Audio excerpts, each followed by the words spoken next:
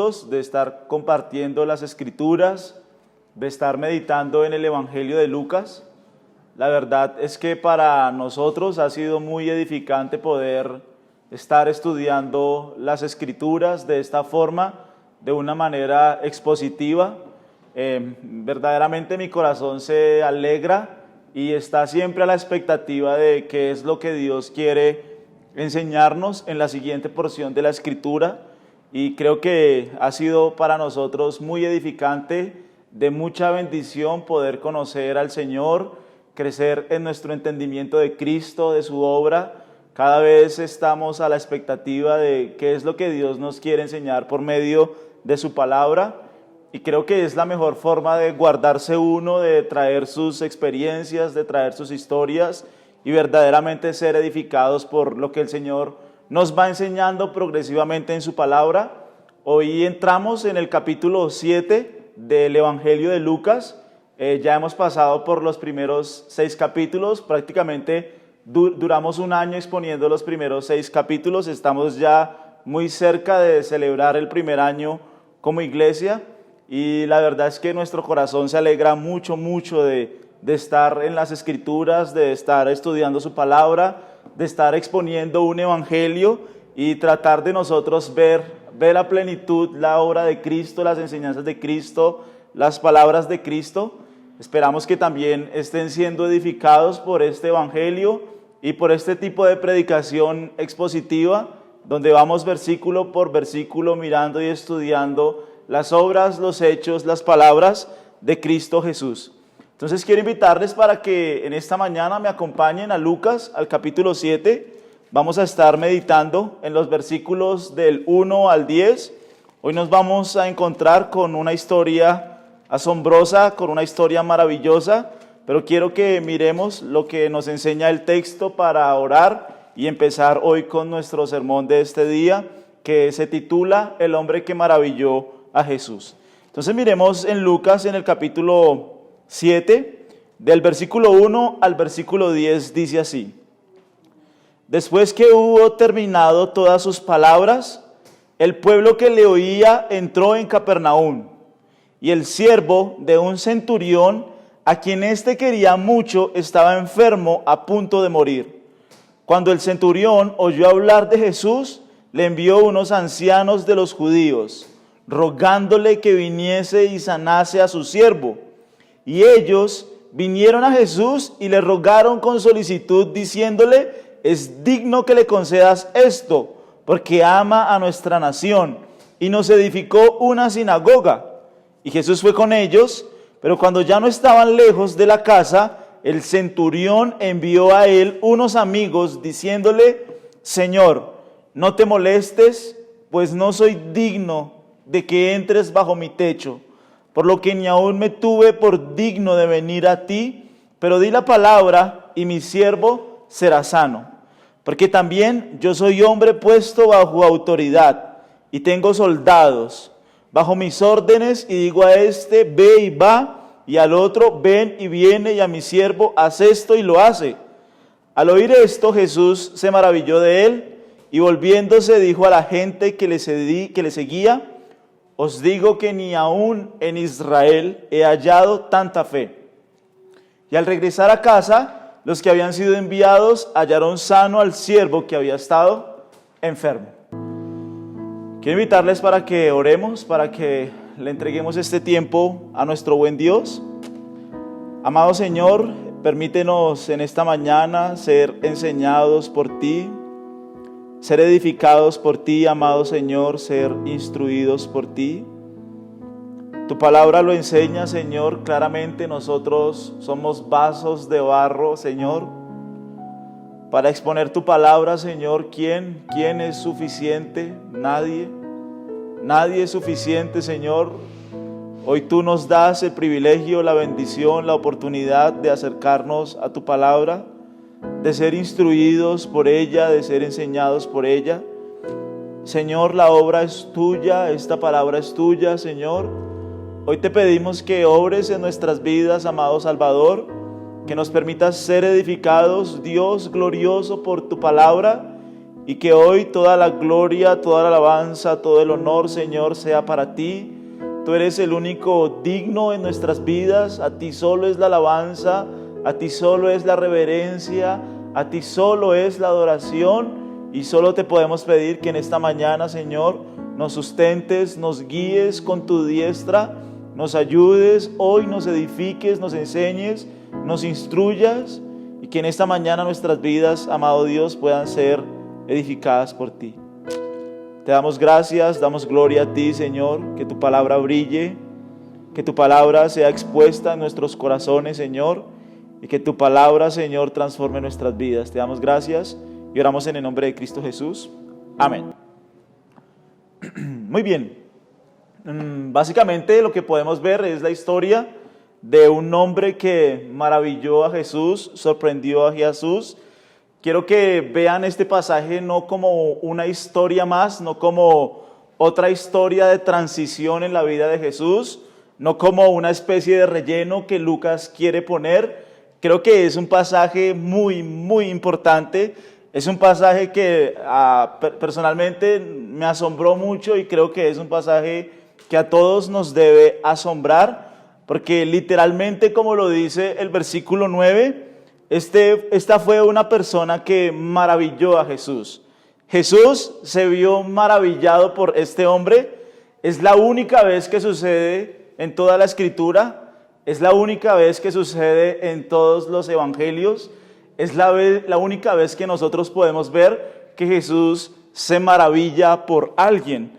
La palabra griega, de hecho, es la palabra griega taumazo, que significa estar asombrado, estar maravillado, estar sorprendido. Creo que es una historia fascinante porque es el único hombre que sorprende, maravilla, asombra a Jesús por su fe. ¿Sí es claro? Entonces, creo que es un pasaje en el cual nosotros debemos prestarle mucha atención, de prestarle mucho cuidado a lo que nos enseña Jesús y Lucas nos quiere enseñar por medio del Espíritu Santo en este pasaje. Hay otra vez que Jesús se maravilla, que es en Marcos capítulo 6, versículo 6. Dice también que Jesús se maravilló, utiliza la palabra thaumazo, pero haciendo referencia a que Jesús se maravilló por la incredulidad que encontró en esa región. O sea, Jesús se asombró por la incredulidad de ellos, pero en los 4 evangelios, en la Escritura, es la única vez que se menciona que Jesús se haya maravillado por alguien. Y entonces creo que es un pasaje que debe llamar nuestra atención, es un pasaje que verdaderamente debe poner todos nuestros sentidos sobre él para que nosotros podamos ver qué es lo que el Espíritu Santo nos quiere enseñar. Según lo que se puede ver en el texto, es un pasaje que está ubicado de manera estratégica, que está conectando literalmente el sermón anterior que Jesús acaba de terminar. Sabemos que este es un pasaje donde se aplica completamente el sermón del monte, o sea, el sermón que hemos venido exponiendo en los últimos 3 o 4 domingos. Esta es la aplicación práctica de cómo se ve el sermón en la vida de una persona. Lo que vimos en el capítulo 6, de los versículos 20 al 49, fue toda la teoría, Jesús enseñando toda la teoría de lo que es un verdadero discípulo.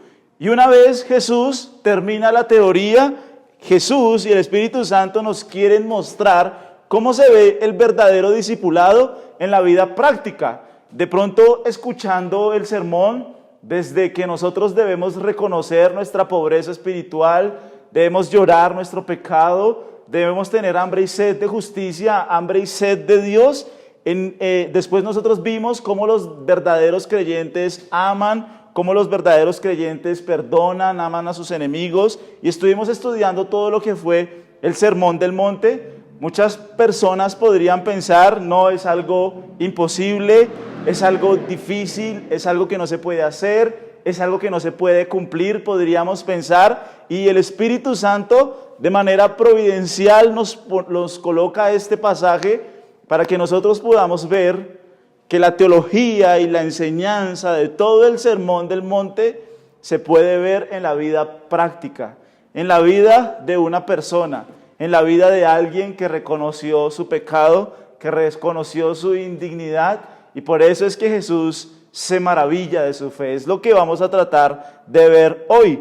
Ahora, en este pasaje nosotros vamos a ver a Jesús maravillado, sorprendido, asombrado. Es la única vez, pero normalmente esta palabra griega, thaumazo, se utiliza para la expresión que las personas tenían cuando Jesús hacía milagros. Claramente nosotros sabemos que Jesús es Dios. Normalmente la gente se sorprende con Jesús. Normalmente las personas se sorprendían con sus sanidades, con sus milagros, con sus señales, con sus prodigios. De hecho, al final de Mateo capítulo 7, cuando Jesús termina el sermón del monte en Mateo, dice que la gente estaba maravillada porque nadie enseñaba con tanta autoridad como él lo hacía. Cuando Jesús calma las olas, los discípulos quedan maravillados, asombrados, y normalmente las personas se encontraban admiradas, sorprendidas con lo que Jesucristo hacía, sus señales, sus milagros, sus prodigios. Y eso es algo normal porque Jesús es Dios. Jesús manifiesta todo el poder de la divinidad, todo el poder de la deidad. Jesús muestra todo su poder y la gente normalmente se asombra, se maravilla, thaumazo con él. La gente queda completamente asombrada con las obras y con los hechos de Cristo. Entonces en este pasaje lo que nosotros podemos ver es un poco de la humanidad de nuestro Salvador. Literalmente a Dios nada lo coge por sorpresa. Dios tiene todo el control soberano de todas las cosas, de principio a fin. En la naturaleza divina de Cristo, Él conoce todo, Él tiene el conocimiento de todo, Él maneja todo. Jesucristo es Dios. Pero en esta porción de las Escrituras, en el versículo 9, nosotros podemos ver en la naturaleza humana de Cristo un asombro. Jesús se maravilló. Jesús está sorprendido por la fe de este hombre, y entonces por eso es importante que nosotros hagamos énfasis en esa palabra. Jesús está maravillado en este texto con la fe de un hombre, como ya lo vamos a ver, con la fe de un centurión. Entonces, Cristo a lo largo de su ministerio sorprendió a todos, sorprendió a sus discípulos, sorprendió a las multitudes, sorprendió al mismo Pilato, sorprendió a todas las personas que estuvieron con él. Entonces, si quieres miramos el versículo 1. El versículo 1 de Lucas 7 dice así: después que hubo terminado todas sus palabras, al pueblo que le oía entró en Capernaum. Entonces aquí Lucas nos quiere entrar de una vez en el contexto. Lo primero que dice Lucas es: después que hubo terminado todas sus palabras, entró en Capernaum. Lucas nos quiere mostrar que es algo inmediato. No hay un intervalo de tiempo, no hay, como por así decirlo, un tiempo de descanso entre lo que Jesús termina el sermón y entre lo que Jesús se encuentra con este hombre. No hay un intervalo de tiempo. Después que hubo terminado es transición. Inmediatamente después que él termina, empieza este tiempo de transición donde Jesús se va a encontrar con el centurión. Entonces es un texto que Lucas nos quiere mostrar y colocar a propósito. Entonces miren, esto es muy importante, esta transición inmediata, porque el centurión sella en carne viva lo que el mensaje de Jesús predicó en el Sermón del Monte. Este centurión sella en carne viva las palabras de Cristo sobre el Sermón del Monte. El sermón sobre lo que es un verdadero discípulo. El sermón sobre alguien que verdaderamente se ve a nivel espiritual como una persona pobre, sin recursos, que no se puede salvar a sí misma y que por tanto llora su pecado, llora su maldad, llora su pecaminosidad. Aquel que tiene hambre y sed de justicia sabe que es incapaz de salvarse y por eso ve su pobreza, ve y entiende su bancarrota espiritual y por eso llora el pecado. También vimos que tiene un amor sobrenatural por los enemigos, tiene una generosidad hacia sus enemigos. lo vimos en el sermón, ¿no? Si alguien les pide, den a sabiendas de que no les van a devolver nada. El verdadero discípulo tiene un carácter generoso, amoroso, dadivoso, ve su pobreza, es ampliamente generoso, ama a sus amigos, hace el bien, presta y no espera nada a cambio. Es lo que hace un verdadero discípulo. El generoso, él da sabiendo que no le devolverá, da a sabiendas de que no le retribuirán el favor, es verdaderamente marcado por su generosidad, tiene una visión bíblica del pecado, se ve como Dios lo ve, pecador, tiene un amor sobrenatural incluso para sus enemigos, tiene una generosidad sobrenatural, ama a sus enemigos, hace el bien, presta sin recibir nada a cambio. Es lo que nosotros estudiamos. También vimos que un verdadero discípulo es una persona que es misericordioso. ¿Se acuerdan? Sed pues misericordiosos como vuestro Padre es misericordioso. Es una persona humilde, es una persona que tiene mansedumbre, es una persona que da evidencia de la obra de Dios en su corazón. Y finalmente vimos que el verdadero discípulo sigue al maestro correcto, el verdadero discípulo sigue a la persona correcta y el verdadero discípulo llama a Jesús Señor con sinceridad porque obedece a Él. Su vida está completamente cimentada sobre la roca. Entonces, después de ese mensaje y después de las palabras de Jesús, inmediatamente Él se encuentra con este centurión. Él se encuentra con este hombre y este es un contexto importante porque es completamente una conexión con el sermón anterior. Lo que les digo, en Lucas capítulo 6 vemos las enseñanzas teóricas del Sermón del Monte.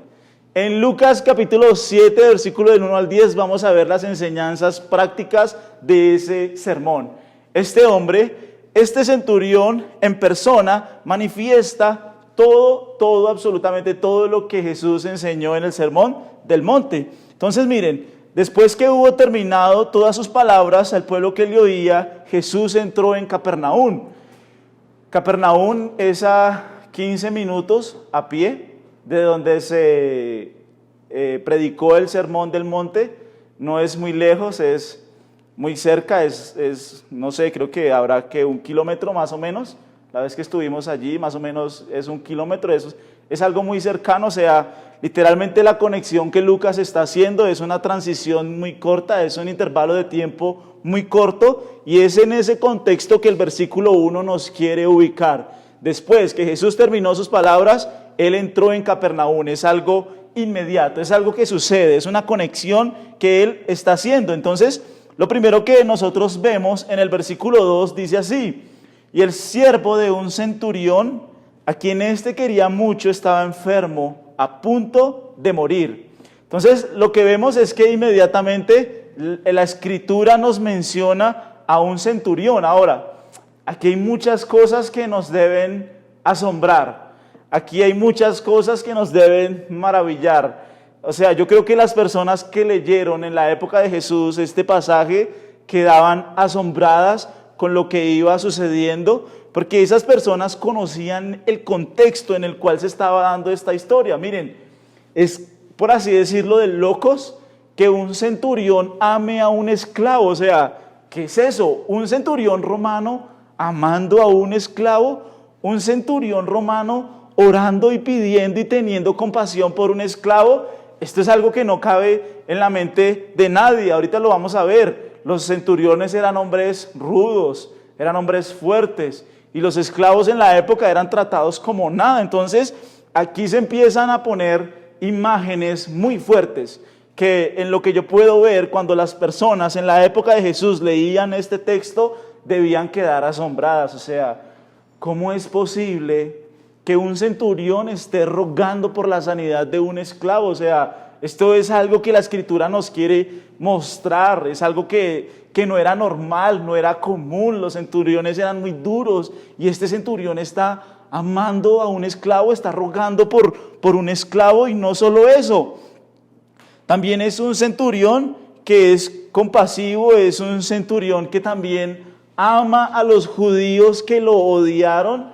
Los judíos odiaban al ejército romano, los judíos odiaban la invasión romana, y este centurión también está mostrando no solo un afecto por sus esclavos, sino un romano que también está mostrando afecto por los judíos que le odiaban. O sea, son imágenes muy fuertes. Yo creo que para la época eran imágenes que eran increíbles. O sea, ¿cómo es posible que un centurión esté amando a un esclavo? ¿Cómo es posible que un centurión esté amando a los judíos?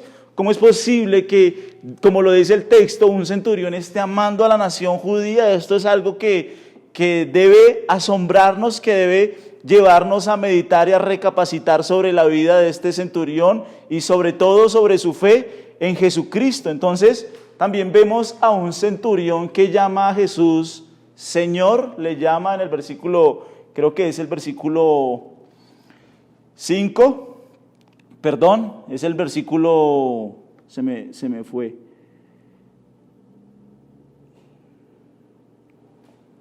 Muy bien, dice en el versículo, ay Señor.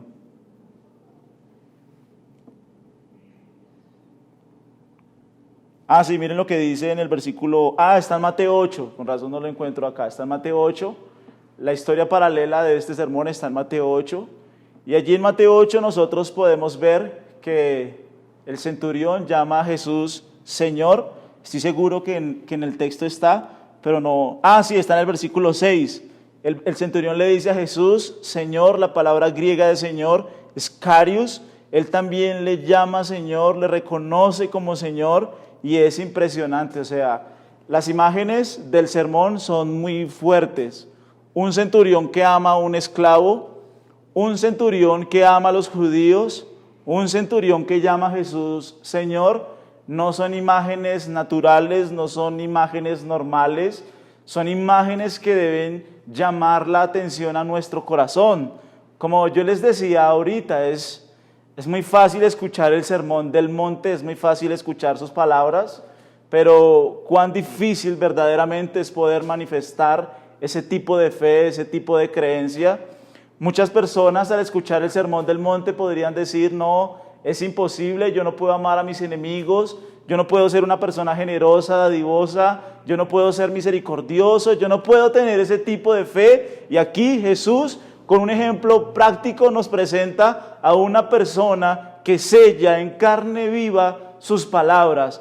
Un centurión romano, un hombre romano que ama a sus enemigos, que ama a sus esclavos, que ama a los judíos, que llama a Jesús Señor, que es generoso, que es misericordioso, que es dadivoso. Es impresionante lo que nosotros podemos ver en esta historia. Entonces, sería muy normal y de hecho sería agradable que el texto dijera cierto fariseo, cierto rabino, cierto sacerdote, cierto escriba, cierto levita. Sería muy importante que el texto, maravilloso que el texto dijera eso, pero la verdad es que no menciona a ninguna figura de Israel, no menciona a ningún líder religioso de Israel, sino que el texto está mencionando a un hombre romano, un centurión romano. Entonces, básicamente, ¿qué es un centurión? Un centurión era un capitán del ejército romano,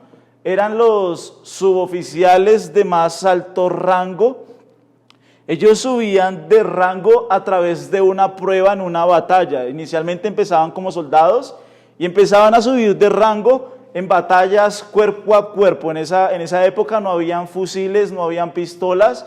Los centuriones básicamente se ganaban su lugar a raíz de la fuerza, a raíz de luchas combate a combate, porque era la manera y la forma en la cual ellos peleaban. La palabra centurión se conecta con la palabra siglo, que significa que tienen 100 hombres.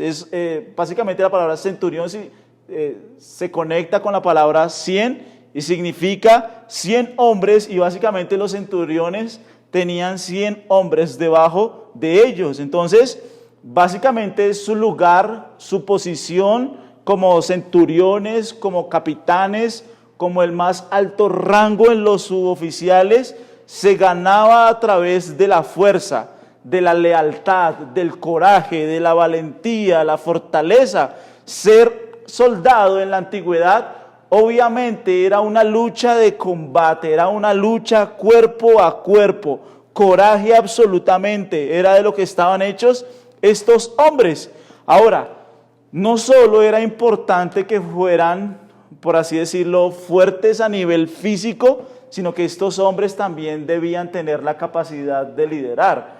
Imagínense liderar 100 hombres que están acostumbrados también a pelear cuerpo a cuerpo, a luchar. Entonces, básicamente era un hombre que no solo tenía mucha fuerza, sino era un hombre que sabía liderar, sabía mandar, y básicamente era el ejemplo de cómo se lideraba en las situaciones de la vida. Entonces, también al mismo tiempo los centuriones eran hombres sumisos, sabían obedecer. Básicamente lo que nosotros podemos ver en la Escritura, las veces que se menciona a los centuriones, sobre todo en los evangelios y en el libro de Hechos, son hombres sumisos, son hombres que siempre son obedientes, nunca los ves tirando su cargo, siempre se ven como hombres fieles, obedientes, que están allí.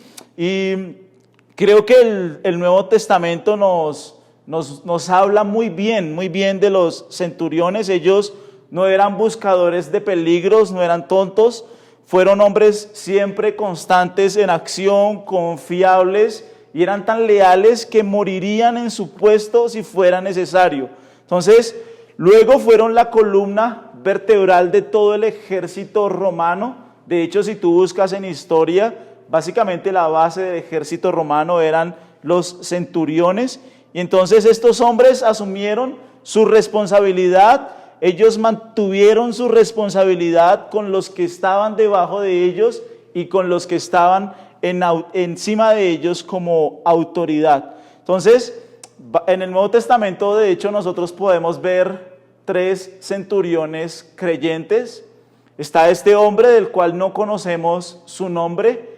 Está el otro que está al pie de la cruz de Cristo y dice: verdaderamente conozco que este es justo. Y finalmente está Cornelio, el de Hechos 10, que es el primer, por así decirlo, gentil. Es donde se abre todo el ministerio gentil y es donde se abre toda la conversión a los gentiles. Entonces, es un poco lo que nosotros podemos ver de un centurión. Eran hombres rudos, eran hombres fuertes, hombres de valor, hombres de coraje. Y en la época de Jesús, la tierra de Israel estaba completamente llena de centuriones y de la ocupación romana. Entonces, mira, hay algo importante que nosotros debemos ver acá. Los centuriones primero eran gentiles, no eran hombres judíos. Estos hombres eran idólatras porque la religión de Roma era una religión politeísta, adoraban todo tipo de dioses, todo tipo de imágenes.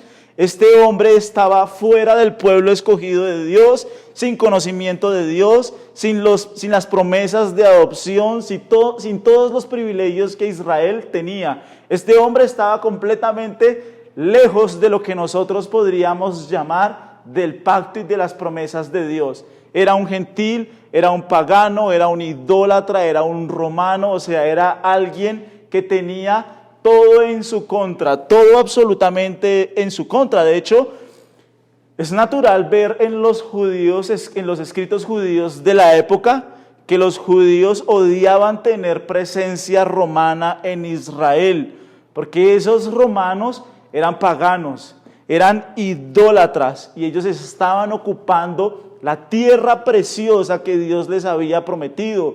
Los romanos estaban ocupando la tierra del pacto, por eso los judíos odiaron su invasión, los odiaban a ellos, tenían constantemente roces. Entonces, básicamente nosotros podemos ver que este centurión tenía todo en contra en cuanto a su fe. Ahora, no sabemos de qué nación era este centurión. La mayoría de los centuriones eran de Italia, pero según algunos historiadores dicen que es probable que este hombre fuera samaritano. ¿Por qué? Porque en la región de Galilea, donde Jesús se encuentra, en este momento está gobernando un hombre que se llama Herodes. Y Herodes básicamente no era judío, y por así decirlo, Herodes escogía samaritanos para ponerlos en su tropa. Entonces, creo que es la peor condición, un hombre gentil, pagano, que adora a otros dioses, politeístas, romanos, un hombre que es odiado por los judíos, es un hombre, y si es samaritano sería la cereza del pastel, sería un hombre completamente odiado, completamente despreciable, y Jesús se maravilla de su fe, Jesús se sorprende de su fe, Jesús se asombra de su fe. Entonces, este hombre todo lo tenía en contra, era un forastero, era un tipo odiado, era un tipo extraño. Entonces la idea es que nosotros podamos ver qué es lo que sucede en esta historia. Volvamos al versículo 2, Lucas capítulo 7, versículo 2.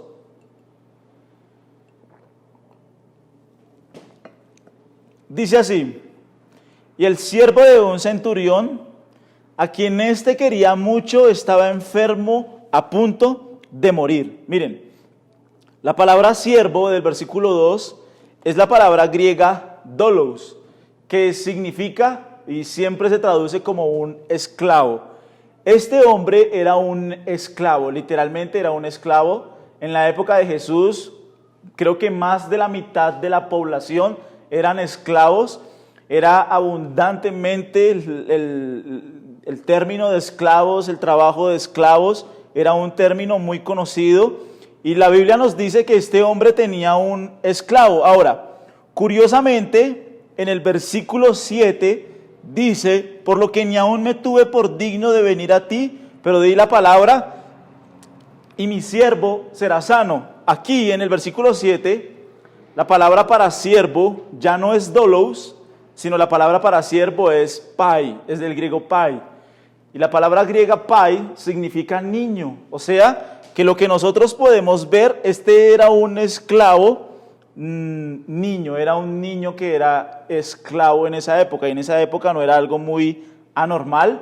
La escritura no nos dice nada de la función que este hombre tenía, no nos dice absolutamente nada de él, no nos dice que este esclavo viviera en un ambiente abusivo, en un ambiente hostil. En la época de Jesús habían esclavos que eran muy maltratados, pero también habían esclavos que les iba muy bien. Si sus amos eran amos buenos, dadivosos, generosos, a los esclavos les iba bien. Entonces, que él sea esclavo no nos dice mucho acerca de su condición, no nos dice mucho acerca de su trato. Podríamos pensar que era un buen trato el que este hombre, este niño recibía. Y quiero que miren algo, miren, tener sirvientes niños era una situación muy típica en la época de Jesús. Estos niños fueron asignados como internos de los militares. Básicamente lo que hacía Roma era entregarle niños a los centuriones para ayudarles en sus cosas, para ayudarles en sus quehaceres. Eran niños que funcionaban como internos. Ellos les gustaba, dice la historia, que a los niños les gustaba aprender de los centuriones, aprender de su fuerza, de su virilidad, de su coraje, y probablemente se consideraba que los niños veían como un privilegio estar allí. Pero básicamente cuando nosotros miramos y consultamos la historia, la mayoría de los niños esclavos de la época fueron niños abusados. Había una pedofilia terrible en Roma, varios niños fueron abusados, y entonces, dado el sistema jurídico donde un esclavo se consideraba como nada, donde un esclavo se consideraba como una herramienta que fácilmente se desecha, estos niños violados no había ningún tipo de litigio, no había ningún tipo de situación judicial. Básicamente era un periodo abusivo en el cual ellos vivían. Entonces miren, básicamente en la época romana los esclavos fueron considerados como una herramienta, y por eso los esclavos no tenían ningún derecho alguno. De hecho, un escritor romano llamado Cato recomendó que los agricultores examinen sus herramientas cada año, tiren las viejas y las rotas, incluidos los esclavos. ¿Pueden imaginarse eso? Si un esclavo no está sirviendo, deséchenlo, bótenlo.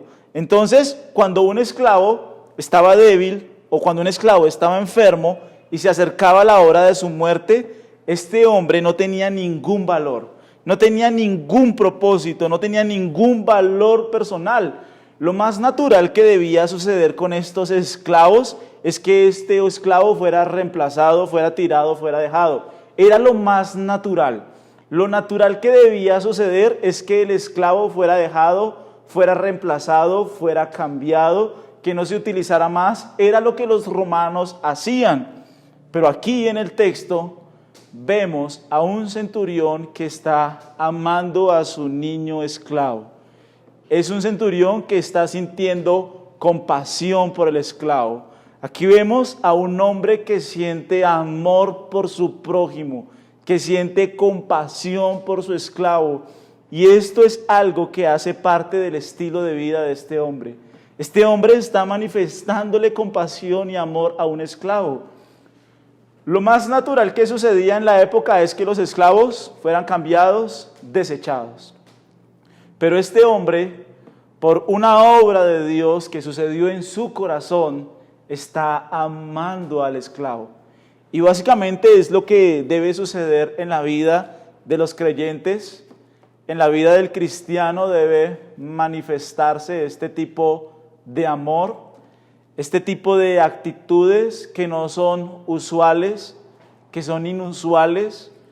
El creyente verdadero está marcado por el amor de su Salvador, por el amor de su Señor, y tiene la capacidad de manifestar este tipo de amor con personas que eran odiadas, que eran despreciadas en la época, que eran utilizadas como herramientas. Inmediatamente la imagen en la época de Jesús, esta imagen debía llamar muchísimo la atención. Un centurión que está amando a su esclavo, cuando los centuriones estaban acostumbrados a desecharlos, a dejarlos, a tirarlos. Es una historia impresionante. Entonces, básicamente, Aristóteles dijo, no puede haber amistad ni justicia hacia cosas inanimadas, ni siquiera debe haber amistad hacia un caballo, un buey o un esclavo. Eso lo dijo Aristóteles, y podemos ver la visión que ellos tenían de los esclavos. Eran absolutamente considerados como nada. Entonces aquí vemos que este es un acontecimiento inusual. Lo más normal es que este esclavo hubiera sido desechado, hubiera sido cambiado. De hecho, aquí Lucas lo único que nos dice es que él estaba enfermo y que estaba a punto de morir. Pero en Mateo nosotros vemos que él tiene una parálisis. No sabemos el tipo de parálisis que tenía este esclavo, no sabemos, pero sabemos que tenía mucho dolor, estaba a punto de morir, y este centurión está clamando, está rogando por su sanidad, está interesado por su sanidad. De hecho, la palabra griega dice que él le apreciaba mucho, o sea, era muy preciado para él. O sea, verdaderamente este centurión sentía compasión por este esclavo. Ahora, miremos lo que dice el versículo 3. Cuando el centurión oyó hablar de Jesús, le envió unos ancianos de los judíos rogándole que viniese y sanase a su siervo. Entonces, aquí nosotros vemos que alguien le compartió a este centurión de Cristo. El versículo 3 dice que el centurión oyó hablar de Jesús. Alguien vino donde este centurión y le compartió acerca de lo que Cristo estaba haciendo, de los hechos de Cristo, de las obras de Cristo. Alguien vino donde este centurión y sabemos que no le dijo algo superficial, no fue como, pues por ahí hay un Jesús que está sanando, vaya y encomiéndese a él. No, lo que este hombre escuchó acerca de Jesús es algo muy profundo, no fue algo superficial, no fueron unas palabras muy rápidas. Ahorita vamos a ver la teología y el concepto que este hombre tenía acerca de Cristo. Verdaderamente alguien se sentó con este hombre, se sentó a compartirle profundamente acerca de Cristo. De hecho, estaríamos muy interesados en saber quién fue el que le compartió, porque lo que le compartió acerca de Cristo es algo que, como Jesús mismo lo dice, no he hallado en Israel tanta fe. O sea, este hombre tenía un concepto sólido, fuerte, acerca de Cristo. Entonces, cuando este hombre escucha acerca de Jesús, escucha acerca de él. Inmediatamente el versículo 3 dice que le envió unos ancianos de los judíos rogándole que viniese y sanase a su siervo. Entonces miren, aquí nosotros sabemos que no fue el mismo centurión, no fue el mismo. De hecho, la palabra que él utiliza allí es que envió unos ancianos de la comunidad. La palabra para ancianos es la palabra presbíteros, que básicamente se utiliza como líderes de la comunidad. Este centurión romano está enviando a unos judíos ancianos, líderes de la comunidad, a interceder por él ante Jesús. Y esto es asombroso. ¿Por qué? Porque normalmente los judíos no responderían a las órdenes de un centurión romano. La labor de los centuriones básicamente eran dos cosas: preservar la paz y ayudar a cobrar impuestos. Era la labor que ellos tenían dentro de Capernaum. La labor de ellos era preservar paz y cobrar impuestos. No estaban obligados a obedecer, y un judío nunca jamás hubiera obedecido a las órdenes de un centurión. Pero aquí lo que estamos viendo es a judíos, líderes de una comunidad, ir, y dice que ellos le rogaban a Jesús pidiéndole que escuchara la petición del centurión. Ahorita vamos a ver por qué el centurión no fue, pero esto es impresionante. Imagínense, judíos intercediendo ante Jesús por un centurión romano, porque normalmente los judíos odiaban y despreciaban a los romanos, a los centuriones. Entonces aquí nosotros podemos ver cosas muy, muy inusuales, cosas que son tremendamente inusuales, que son características de un verdadero discípulo.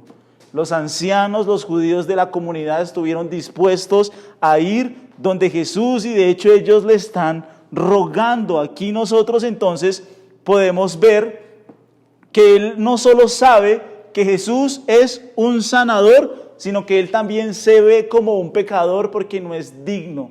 Él no es digno de estar en la presencia de Cristo. Él no es digno de estar ante él. Pero de esto ya vamos a hablar un poquito más adelante. Entonces, vamos a ver qué es lo que estos hombres dicen en el versículo 4. Dice así: y ellos vinieron a Jesús y le rogaron con solicitud, diciéndole: es digno que le concedas esto, porque ama a nuestra nación y nos edificó una sinagoga. Y aquí nosotros vemos algo, y es la teología de los fariseos, ¿no? Señor, por favor, concédele esto al centurión porque él es digno, dicen los fariseos. Este hombre es digno, mientras que el mismo hombre decía: yo no soy digno. Y es un poco lo que nosotros podemos ver de lo que los fariseos creían a sí mismos. Se creían muy buenos, se creían muy justos, se creían tan honrados que ellos merecían que Dios les diera cosas, ellos merecían que Dios les respondiera oraciones. Señor, respóndele esto a este hombre porque él es digno. Por favor, Señor, concédele esto. Este hombre merece que tú le concedas su oración. Y muchas personas hoy en día se ven así, ¿no? Como personas justas, se creen personas buenas, se creen que Dios les debe algo, creen que Dios les debe cosas y le ordenan a Dios y se acercan a Dios con altivez, pero es la teología de los fariseos. Ellos se acercan a Jesús y les dice: Señor, este hombre es digno, por favor, escucha su oración, concédelo, él se lo merece, él se lo ha ganado, él es un hombre bueno. Es lo que los fariseos pensaban. Pero vemos que este hombre no se veía así, por el contrario, él dice: yo no soy digno ni siquiera de que entres en mi casa. Entonces, para estos judíos, él merecía recibir el favor de Cristo, pero para el hombre él no merecía recibir absolutamente nada de Cristo, porque él no es digno. Entonces aquí nosotros vemos el orgullo de los fariseos, la justicia de los fariseos. Ellos se creen muy buenos, se creen buenos ciudadanos, se creen buenas personas, se creen buenos padres, y por eso Dios les debe premiar, Dios les debe cosas, Dios les debe responder, porque ellos se creen muy buenos. Pero sabemos que Dios desprecia a los altivos, desprecia a los que se creen ricos, a los que confían en sus propias obras, a los que confían en su propia justicia, y extiende gracia y misericordia sobre aquellos que se ven como pecadores, sobre aquellos que ven y reconocen su pecado. Entonces, aquí nosotros podemos ver algo nuevamente. En el versículo 5 dice, porque Él ama a nuestra nación y nos edificó una sinagoga. Entonces, aquí nosotros podemos ver algo, y es que este centurión no solamente ama a algunos judíos, no solamente ama a alguna porción de los judíos, sino que este centurión ama a nuestra nación. Este centurión llegó a tener un afecto especial por la nación de Israel. Este centurión llegó a tener un cariño especial por la nación de Israel. ¿Pueden imaginarlo? O sea, seguramente, miren, los romanos normalmente odiaban a los judíos. Los romanos llamaban a los judíos una raza sucia, los acusaron de superstición bárbara. Los romanos se referían a los judíos como enemigos de toda la humanidad. Entonces, no es que este hombre solamente amara a unos judíos, este hombre llegó a amar a la nación de Israel, a la nación del pacto. Entonces, miren, esto nos lleva a indicar que el centurión amara a toda la nación. Es que este hombre había llegado a conocer al único Dios verdadero. Había llegado a conocer que este era el pueblo de Dios, que este era el pueblo del pacto. Alguien verdaderamente le tuvo que haber compartido algo muy profundo acerca de Cristo. Miren, la palabra para amor que se describe en este versículo es la palabra griega ágape. Es un amor de compromiso, es la palabra más alta para amar en el vocabulario griego, es la palabra más intensa, más noble, más rica en las escrituras en cuanto a lo que el amor se refiere. Entonces, este hombre verdaderamente llegó a comprender a la nación de Israel como la nación del Dios verdadero, como la nación del pacto, y sentía un amor profundo por esta nación, porque ellos eran el pueblo elegido. Entonces, aquí vemos muchas cosas interesantes de este hombre. Él ama de una manera inusual a su esclavo, ama de una manera inusual a sus enemigos, y esto es lo que Jesús dijo que era la marca distintiva de un verdadero discípulo. Ahora, también Jesús dijo que una marca de un creyente verdadero es que Él da sin esperar que le devuelvan. Él da sin esperar nada a cambio. Jesús habló de ser misericordiosos con alguien que lo necesitara. Dice, si alguien necesita tu túnica, no solo le des tu túnica, dale también tu camisa, tu prenda más, la última prenda. Entonces, aquí nosotros vemos que los discípulos verdaderamente son misericordiosos, son generosos, y aquí nosotros podemos ver que Él no solo amaba a la nación de Israel, sino que Él también les edificó una sinagoga. Y aquí nosotros vemos que seguramente el centurión era un hombre rico, era un hombre adinerado, y la pregunta es, ¿para qué sirve una sinagoga? ¿Para qué funciona una sinagoga? Normalmente la sinagoga era un lugar de adoración, de alabanza, pero principalmente en la sinagoga se enseñaban las escrituras. En la sinagoga las personas, los judíos se reunían a que les enseñaran las escrituras. De hecho, cuando nosotros vemos a Jesús en las distintas sinagogas, lo que Jesús llega a hacer en la sinagoga es a enseñar la palabra de Dios. Y este hombre adinerado construye una sinagoga para los judíos. ¿Pueden imaginarlo? Entonces, miren, estamos seguros de que este hombre construye una sinagoga porque amaba a la nación de Israel, amaba al Dios verdadero, amaba al pueblo del pacto y amaba que le enseñaran la verdad. Este hombre, este discípulo, amaba que le enseñaran la verdad. Por eso este hombre construye una sinagoga, porque en la sinagoga es el lugar donde se enseñaba la verdad, donde se enseñaba la palabra de Dios. Este hombre le gustaba escuchar las instrucciones acerca del Antiguo Testamento.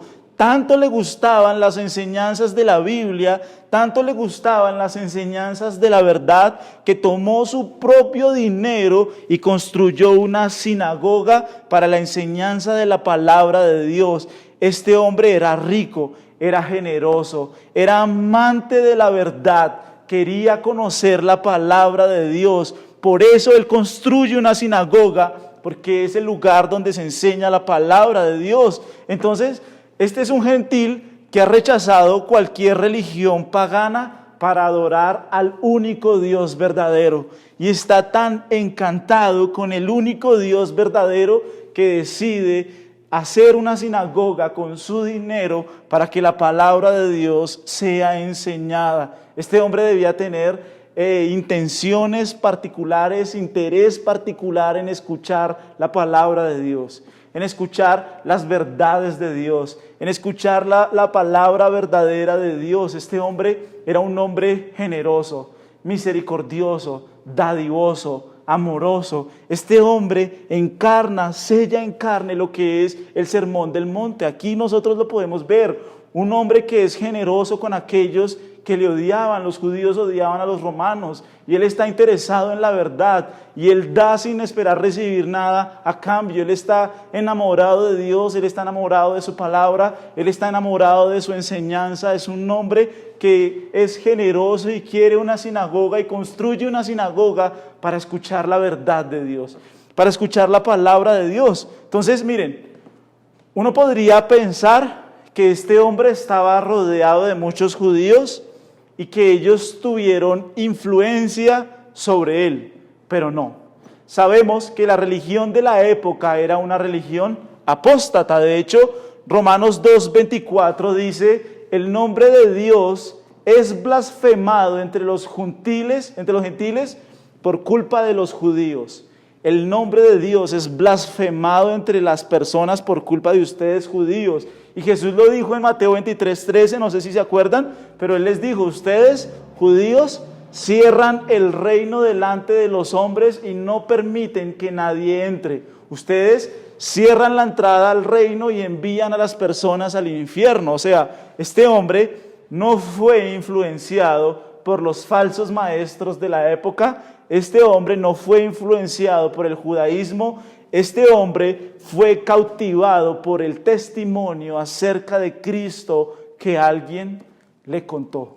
Este hombre completamente creyó porque ama a su esclavo, es compasivo con su esclavo, ama a los judíos que le odiaron, ama al Dios verdadero, es generoso, es dadivoso, es tan generoso que construyó una sinagoga para que le enseñaran la palabra de Dios, para escuchar las instrucciones acerca del Antiguo Testamento. Es un hombre que tiene un interés en Dios, que se ha desprendido de cosas materiales, porque ama al Señor, porque quiere ser generoso con el Señor, porque quiere que el Señor sea glorificado, y esa es una característica fundamental y esencial del verdadero discípulo.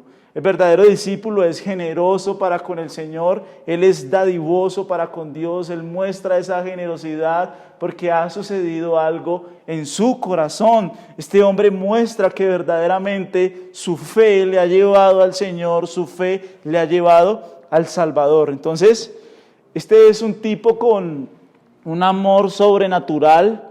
Verdaderamente se ve la obra de Dios en este hombre, un nuevo nacimiento. Él tiene la generosidad que es característica de alguien que tiene la misericordia y la compasión de Dios.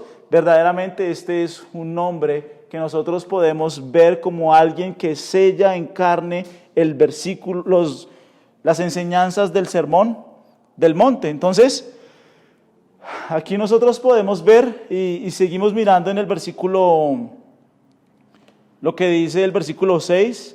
Dice así: y Jesús fue con ellos, pero cuando ya no estaba lejos de la casa, el centurión envió a él unos amigos diciéndole: Señor, no te molestes, pues no soy digno de que entres bajo mi techo. Entonces lo que nosotros podemos ver es que a medida en que Jesús decide ir, Jesús va, y a medida que Jesús se está acercando a la casa de este hombre cae en cuenta y dice: no soy digno.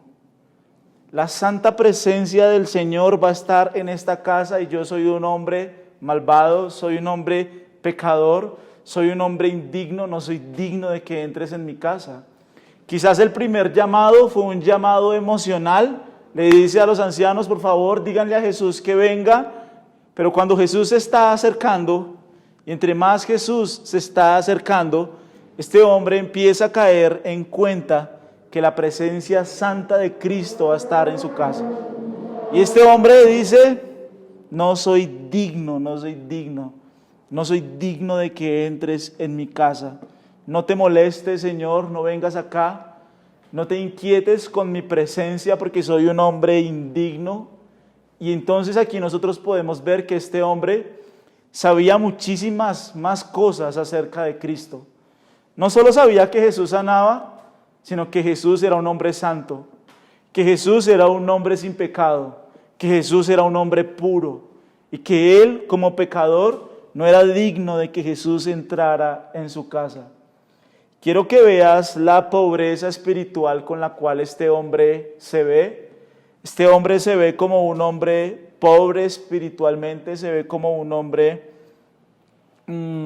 que reconoce su incapacidad, reconoce su indignidad. Este hombre reconoce que no es digno, que no merece estar en la presencia de Cristo.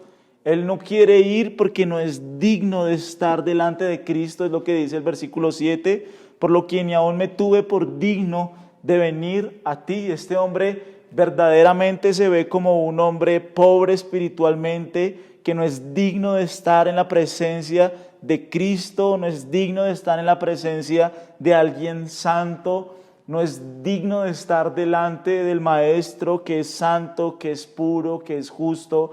Este hombre sabe que en Jesús no hay pecado, sabe que Jesús es santo y él se siente y se ve completamente indigno de recibir a Cristo en su casa. Es impresionante porque Jesús lo dijo, ¿no?, en el sermón: bienaventurados los pobres de espíritu, porque de ellos es el reino de los cielos. Y este hombre se acerca a Jesús con una humildad, se siente tan indigno, se siente tan pobre, se ve tan pecador que no es digno de que la santa presencia de Cristo entre en su casa. Entonces, aquí nosotros nos damos cuenta de algo impresionante, y es que este hombre reconoce completamente su pobreza espiritual. Y es muy distinto este hombre a los cristianos modernos, ¿no? Los cristianos modernos atan en el nombre de Jesús, desatan en el nombre de Jesús, le reclaman a Dios y oran y como decretan en su nombre, y ellos atan y desatan y hacen toda clase de palabras. Yo ordeno, yo decreto, yo declaro, dicen muchos cristianos hoy, dándole órdenes a Dios. Yo con mis palabras tienen poder, y yo decreto que tú le vas a sanar, y yo ordeno que tú vas a sanar. Es la manera como muchos cristianos oran hoy. Pero creo que este es el modelo del verdadero discípulo, aquel que sabe que no es digno, sabe que no merece nada, sabe que si Jesús responde su oración es por gracia, y que si Jesús no responde su oración, Jesús sigue siendo alabado, sigue siendo glorificado, sigue siendo el Rey, sigue siendo el Santo. Su visión de Cristo no va a cambiar si Cristo le responde o no. No va a cambiar la visión de Cristo, porque Él sabe que no es digno, que no es merecedor de absolutamente nada. Y aquí uno puede ver dos comparaciones entre los cristianos verdaderos y los falsos cristianos, ¿no? El verdadero creyente sabe que no es digno de nada, no merece nada. Todo lo que tiene es por gracia, porque Dios ha tenido misericordia, mientras que los otros decretan, ordenan, declaran, le dan órdenes a Dios, declaran con su boca que tienen poder, que tienen prosperidad. Mejor dicho, son casi igual que Dios, dando órdenes, declarando, decretando, atando, desatando, haciendo una cantidad de cosas. Pero este hombre Este verdadero creyente no se tiene ni siquiera por digno de estar en la presencia del Señor. Y si el Señor hace, creo que aquí lo de menos verdaderamente es el milagro. Si el Señor hace el milagro o no cambia el concepto de Cristo en el corazón de fe, en el corazón de Él, porque este hombre verdaderamente tenía fe salvadora. Entonces miren lo que dice el versículo 8. Porque también yo soy hombre puesto bajo autoridad y tengo soldados bajo mis órdenes, y digo a este ve y va, y al otro ven y viene, y a mi siervo haz esto y lo hace. Y al oír esto, Jesús se maravilló de él, y volviéndose dijo a la gente que le seguía: os digo que ni en Israel he hallado tanta fe. Y básicamente lo que este hombre hace es apelar y decirle a Cristo que Él es el soberano. Porque Él dice: mire, yo tengo autoridad, y si yo le digo a algún esclavo ve, y él va. Si yo le digo a algún siervo ven, él viene. Y tú, Jesús, tienes autoridad sobre la vida y sobre la muerte. Y Jesús se maravilló de su fe. ¿Qué significa la fe de este hombre? Que este hombre tenía un conocimiento bíblico acerca de la persona de Cristo. Este hombre sabe que Jesús es omnipotente. Señor, solo di tu palabra y mi criado será sano. Solo tu palabra, tú eres omnipotente. Tú eres soberano, porque él hace alusión a la autoridad. Dice: yo soy un hombre bajo autoridad. Yo soy un hombre que tiene autoridad y que tiene otros bajo su autoridad. Entiende el término de la autoridad. Y Cristo tiene la autoridad sobre la salud, sobre la enfermedad, sobre la vida, sobre la muerte. ¿Quién más tiene autoridad sobre la vida y sobre la muerte sino solo Dios? Este hombre tiene un entendimiento bíblico acerca de Cristo. Eso es la fe. La fe no es decir que hoy me va a ir bien, hoy voy a tener un día de victoria, hoy decreto que todo lo que yo haga va a salirme bien. Eso no es la fe, eso es actitud positiva. Y está bien. No tenemos nada contra la actitud positiva, pero eso no es la fe. La fe es un conocimiento acerca de Dios, porque cuando yo conozco a Dios, yo creo. Y este hombre tiene un conocimiento tan bíblico acerca de Cristo que Jesús queda maravillado de su fe. Este hombre sabe que Jesús es santo, por eso no es digno de recibirle. Sabe que Jesús es soberano, porque con una sola palabra Él tiene poder sobre la vida y sobre la muerte. Sabe que Jesús es omnipotente, porque tan solo con su palabra Él va y Él tiene el poder de sanar, de liberar, de dar vida o de no dar vida. Jesús es omnipotente, es soberano, y por eso Él lo llama el Señor. ¿Te acuerdas? ¿Por qué me llamas Señor, Señor, y no haces lo que yo digo? Pues este hombre llama a Jesús Señor porque Jesús verdaderamente para él es su Señor. O sea, quiero que veas que este hombre tiene una fe verdadera, una fe y una confianza completa en lo que es Cristo, en la persona de Cristo, en los atributos de Cristo. Yo soy un hombre bajo autoridad. Por lo que yo entiendo en mi pequeño mundo, si yo le doy órdenes a él va. Pero tú eres el Señor. Tú eres el soberano, tú eres el omnipotente, tú dices la palabra y se hace. Y Jesús dice que Él queda maravillado porque ni aún en Israel Jesús halló tanta fe.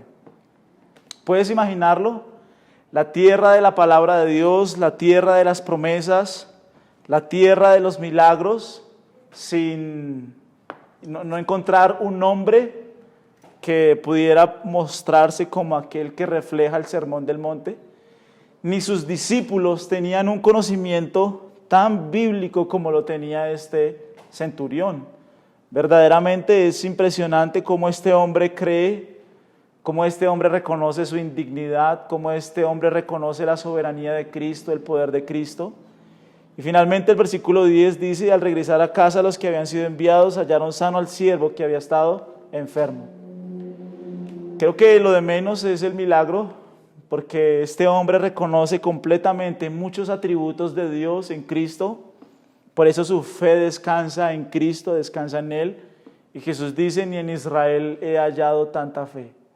la nación de la palabra de Dios, la nación del pacto, la nación de las promesas. No había un hombre que pudiera mostrar la fe de un centurión que era romano, que era pagano, que adoraba a otros dioses. Allí está la fe verdadera.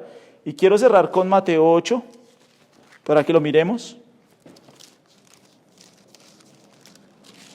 Mateo 8 dice así, miren, versículo 10, al oírlo Jesús se maravilló y dijo a los que le seguían, de cierto os digo que ni aun en Israel he hallado tanta fe.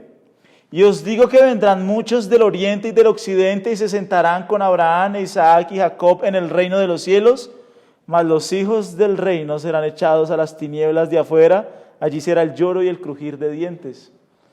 Mateo dice, miren, Jesús les dice, Mateo nos muestra esta sección que no nos muestra Lucas, y Jesús les dice, os digo que vendrán muchos del oriente y del occidente. ¿Qué había al oriente y al occidente de Israel? Naciones gentiles. Entonces Jesús está diciendo, vendrán muchos gentiles y se sentarán con Abraham, con Isaac y con Jacob. O sea, muchos gentiles entrarán al reino de los cielos. El cielo estará lleno de gentiles. El cielo estará lleno de gentiles. Y eso para los judíos fue un golpe durísimo, fue un golpe brutal, porque los judíos de la época creían que el reino de los cielos solamente era para los judíos.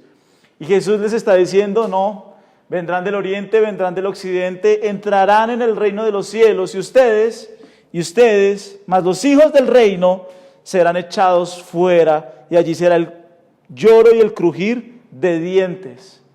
Allí será el infierno para ustedes, porque no creyeron, porque no tuvieron una fe y un entendimiento bíblico acerca de mí. Entonces, lo que nosotros podemos ver en este sermón es literalmente la manifestación de un verdadero creyente, un creyente que manifiesta amor verdadero, compasión, misericordia, que es generoso, que es dadivoso, que manifiesta a Cristo, manifiesta su amor, tiene una fe verdadera, y Cristo está maravillado con este hombre. Entonces, quiero invitarles para que oremos.